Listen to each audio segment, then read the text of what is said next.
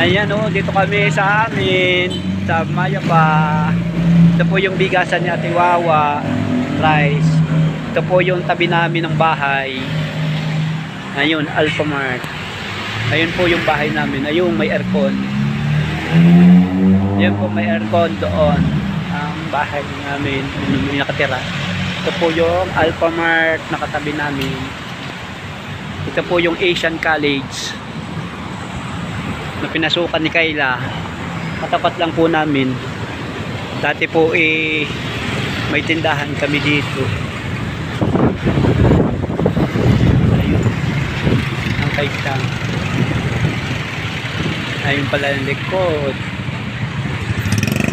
Ito na po yung Asian Computer College. Papunta po ng Batino. Yan po ang gilid namin, gilid ng bahay namin, Alphamart dito sa Calamba. Ayan.